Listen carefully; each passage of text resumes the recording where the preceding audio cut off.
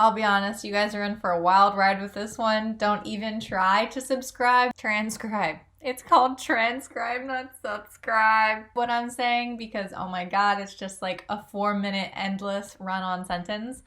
Sincerely apologize for the fever dream that is me trying to get through this video, but I think that there are still some nuggets in here that are helpful, so just like look past the insanity that is my brain during this filming session and at least have a good laugh on my account. Hope you enjoy.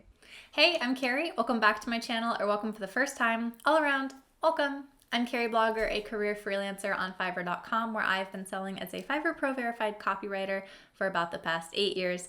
And in today's chatty, unedited One Take Tuesday video, I'm talking about the art of upselling, trying to get people to either order more expensive packages from you, add in gig extras to boost their level of service, stuff like that. But before I dive into it, I want to make really, really clear that this video is not about trying to scam people. It is not about trying to get people to order things that they don't need. It is not even necessarily about trying to make more money, although like that is a cool roundabout perk. But the point of how I see upselling and the art of creating packages that entice people to scale up and invest more in their business, that has more to do with my focus on serving customers and making sure that I'm creating and delivering the most practical and most impressive experiences, deliverables, the best that I can be, as like cliche as that sounds, and that my pricing is meant to reflect and uplift that and not just be like a separate money-making strategy that feels like different from my customer-centric, I want to serve and please people kind of strategy. So that's how I very, very loosely and abstractly see this upselling concept. And I'm going to dive into kind of how it goes into practice in my business and how I think you can potentially set up your business to naturally upsell while also building kind of the long-term reputation and positive 5-star reviews that are going to be an asset to your business moving forward.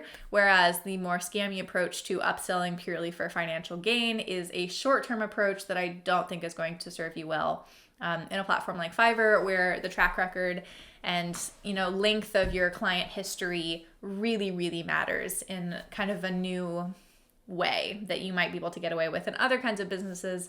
But on the platform, those reviews really, really matter. So, okay, let's get into it. First of all, let's discuss the 3-package system on Fiverr. And believe it or not, I have been on Fiverr since before the 3-package system existed. The basic standard premium setup that I'm sure you are familiar with if you are even remotely on Fiverr at all, either as a seller or a buyer.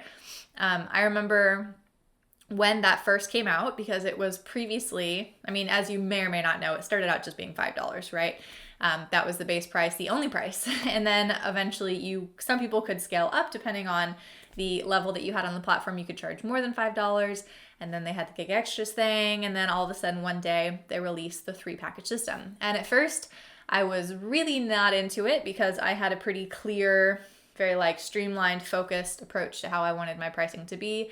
It was very much like a build your own kind of situation. And so with my build your own packages, people were never ordering the $5 base price. And so I didn't really want those standard and premium prices to even get in the way of adding more confusion to the process, because that didn't match my system that I was personally using. And so it took me a little bit of time to get over it, reframe how I was going to set my prices accordingly. And now I am glad that it is the way that the platform is set up. I'm glad that I adapted to it and kind of came up with new solutions, because now with those 3-package systems, I'm able to create 3 very popular common packages to kind of encompass, 3 of the most common, I guess I just said that word, things that people are asking me for. And I think that that's a different philosophy than some other people use that package system as. I know that just from a psychology standpoint, I don't have any specifics, but I do remember as a kid, I was watching this brain games or something it was some stupid TV show on TV, and they were talking about like the study where if you offer people, movie theater popcorn with only a small, then people will only get the small and they won't even ask for anything else. If you offer them like a small and a large, people are more likely to get the small because the large seems too big. And then if you offer them like a medium, then people are more likely to get the medium because it was like the middle, even though it was like more expensive. I mean, I'm not going to go into this whole thing, even though I just did. But essentially, if you offer 3 solutions for people, it allows them to kind of like mentally frame and weigh their options, both in terms of like the level and amount of service that they need, also the value that they are receiving in terms of comparing those different packages, not just from you as a seller across the rest of the marketplace, but as you kind of versus yourself. So in terms of upselling and trying to get them to purchase a higher a higher priced package. Oh my gosh. In terms of getting them, I just derailed my whole brain.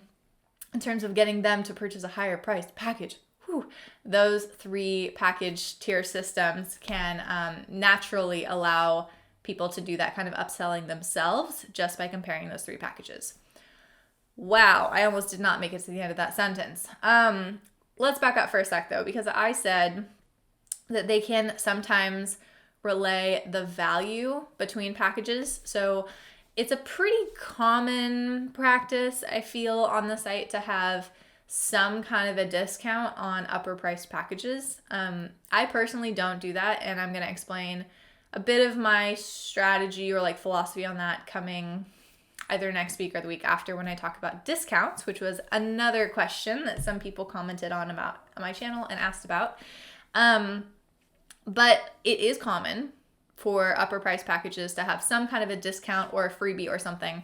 And that is people's very obvious attempt at upselling and trying to get people to scale up, because even if they don't necessarily need everything that's in a higher package, even if they want, part of it, but they say, well, it's kind of a better deal. And then maybe if I want the other stuff, I'll have it. It's definitely kind of pushing them or nudging them in that direction. And I don't think that there's anything wrong with that. I think that that can be a pretty valid strategy, especially if you notice that more people are kind of sticking to a lower package, but maybe they're asking about services that are in premium, but they're not willing to pay for that. Or maybe they are sticking to the middle package more often, but you would like to sell more of the premium. If there's some small thing that you can add in as a little extra or a gift, or, maybe how the package delivery prices, delivery periods stack out. Oh my gosh, my brain is mush today. Potentially you could make, if it was 3 days, 6 days, you would think it would be 9 days. Maybe it's only 7. Something that encourages people to scale up because they're getting some little bit of a discount or a better value out of the upper packages. So comparing between yourself, that's a good way to do that. Like I said, I don't personally do that. One thing I will warn you about, kind of the flip side, instead of making your upper packages more appealing, some people also may make lower packages less appealing. The reason for that could be that they want to make their lower packages really low price, so that when it shows up in search and it says, starting at $15, and maybe all of your other competitors are priced a little bit higher than that, so people may be more likely to click on your gig to go see the details because they're like, oh wow, well that's cheaper than everybody else. I wonder how I can get that service for that. And it's like, okay, well that's a pretty decent, example or strategy to get people to go from impressions to clicks, get them one step further in the sales funnel, like I've mentioned last week, I think, on my Freelance Friday video.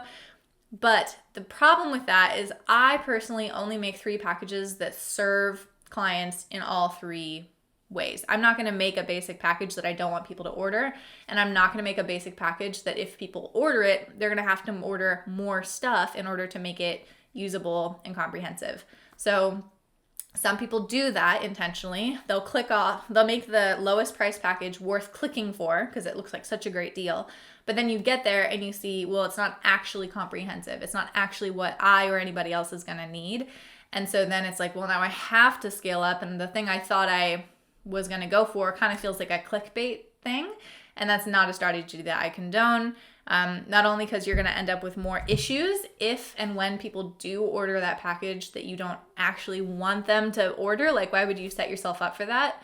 But then also, you're just like shooting yourself in the foot and making 1/3 of the offering on your gig page, like not even purchasable, not even usable. So you're just losing real estate for yourself in an attempt to like make an extra buck. I don't think that that's really where you want to be putting your energy and focus. So I didn't quite get to gig extras in this chat, so I will get to that next week. Thanks for being here. Check back for Freelance Friday, and I will see you soon. Bye.